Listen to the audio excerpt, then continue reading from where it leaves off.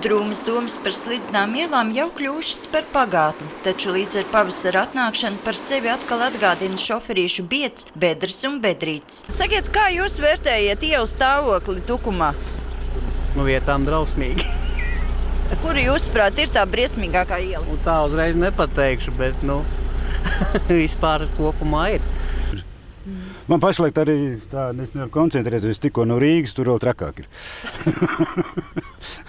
Vai šopavasar jau nācies mašīnu remontēt dēļ bedrēm?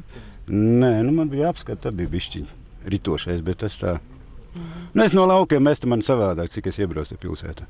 Valsts mērķa dotācija pašvaldības autoceļu uzturēšanai Tukuma novadā līdzīgi kā pagājušajā gadā šogad ir nepilni 310 000 latu, taču ziemas periodā līdzekļu nācies iztērēt krietni vairāk nekā bija plānots. Uz doto brīdi mērķa dotācijas resursi Tukuma novadā ir izsmelti. Izsmelts ir arī rezerves fonds un cipari nav tie iepriecinošākie. Un darbi tiks veikti paredzētajā apjomā pie tekošā finansējuma. Viens no kritiskākajiem posmiem Raudas ielā šopavasar tikšot atremontēts. Šim mērķim līdzekļus piešķīrusi pašvaldība, bet citviet būs jāiztiek tikai ar bedrīšu lāpīšanu, kas nav ilglaicīgs risinājums.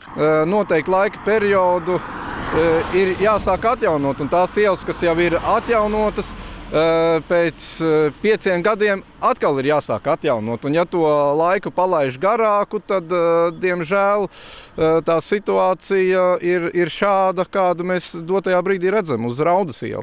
Atbalsts ir Eiropas Savienības finansējums, bet autobraucējiem gan no tā priekš šogad maz, jo tas galvenokārt paredzēts veloceliņu un ietvju izbūvei.